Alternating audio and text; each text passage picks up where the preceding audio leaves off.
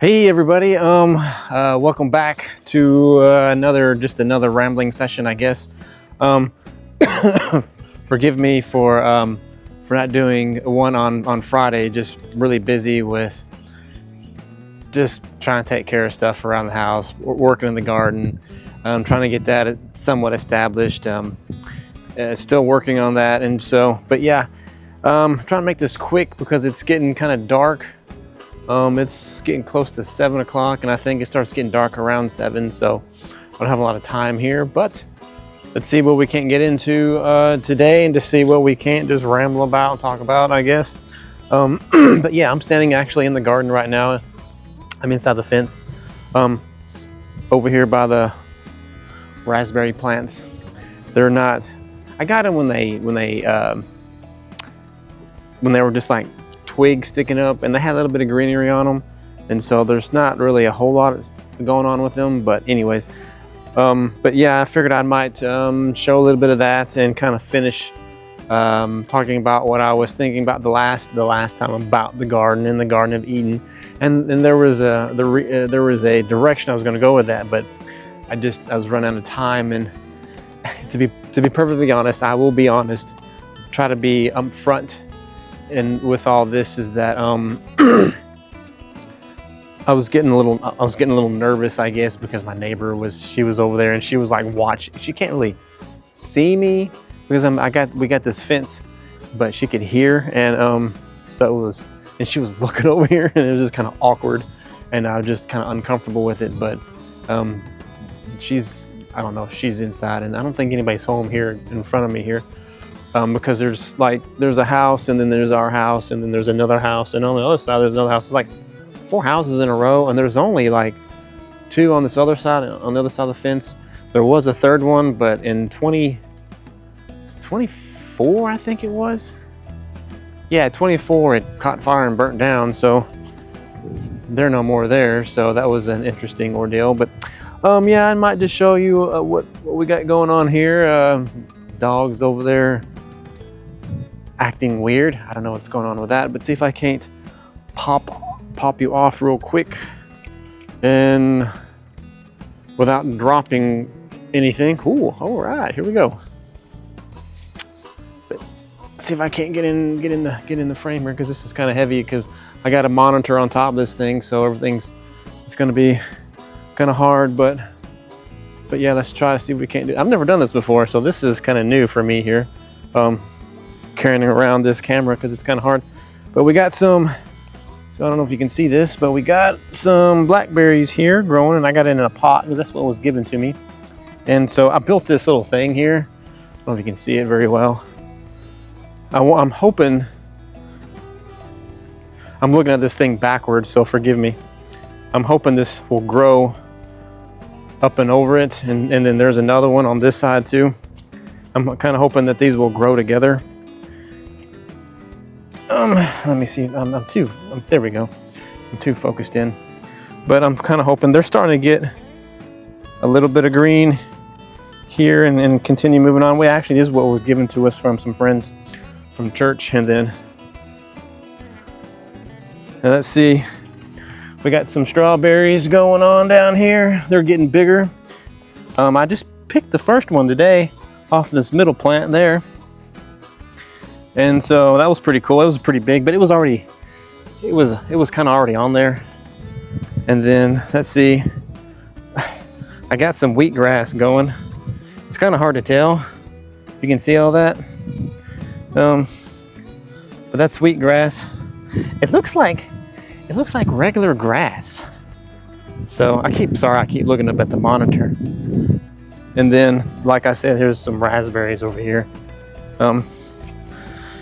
Can get down and show you some of this, but yeah, we got a little bit of greenery growing, so that's pretty cool.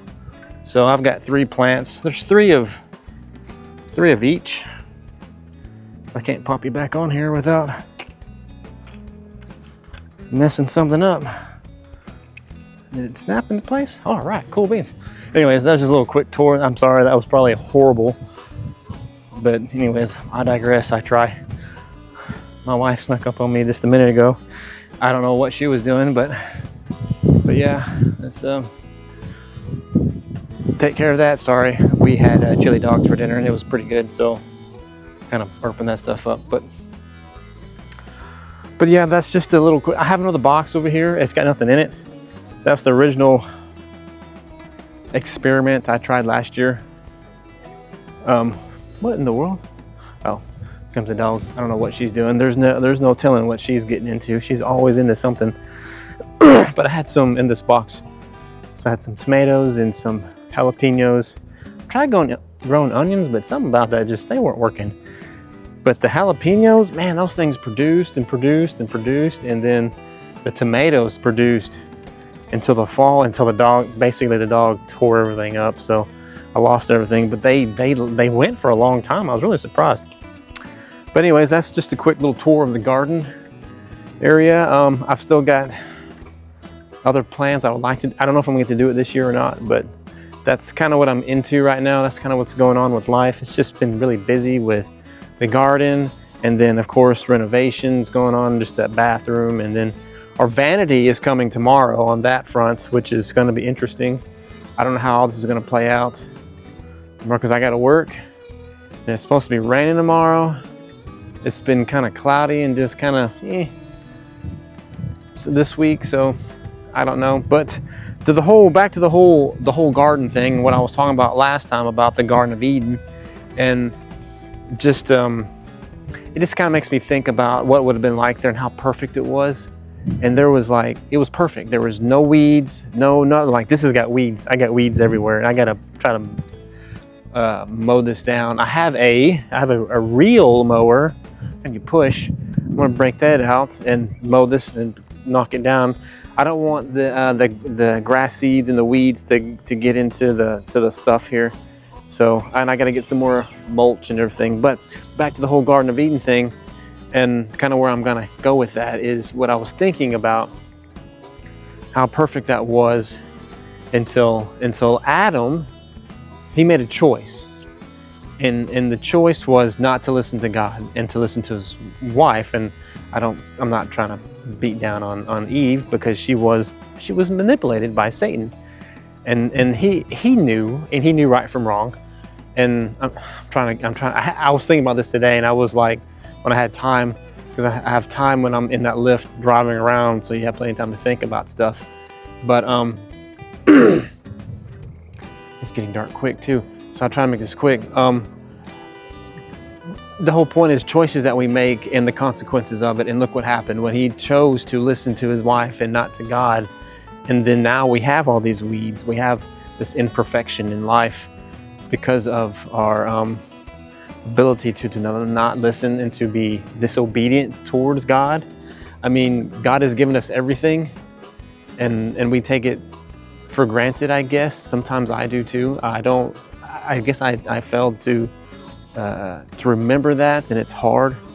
And so I don't know what she's doing over there, but basically what I'm trying to say is this choice. We've been given a choice to make, either follow God or not to follow God, and it boils down to who you're going to choose. Are you going to choose God, or are you going to choose the world? Are you going to choose Jesus, or are you going to choose Satan? And the lusts and the things of this world that's here, and it's just a bunch of weeds and thorns and thistles that all they do is poke you, when you could have the perfectness of God. But instead, what did we do? We always seem to choose the world, it seems like, and not the Lord. And I just want to make sure everybody has that opportunity to have that choice, and to be able to choose. And what I'm trying to say is the choice of Jesus, really, because here it is. It's in your hands. You can choose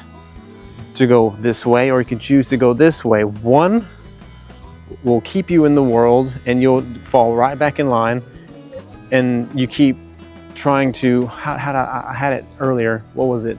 I had it in my mind. You choose choose one way, and you just you go right back to sleep, and keep doing the same thing, but expecting different results. And this other way is you choose this is like the world, and this is Jesus, and this will it opens your eyes and truly see what's going on in the world and what's happening, and you're awakened, I guess. This is you're back to sleep, choosing the world, and this one you're awake and you're finally getting to see. I don't know if this is a horrible analogy, but this is kind of what I was like comparing it to. I don't know, some people, I've probably heard of The Matrix. This is terrible, you know what I'm going with. And some people have them, some people haven't. Well, they're in this point in the movie where this guy was given the choice, the red pill and the blue pill, and that's what's been talking about several years now, being red pilled or blue pilled, whatever.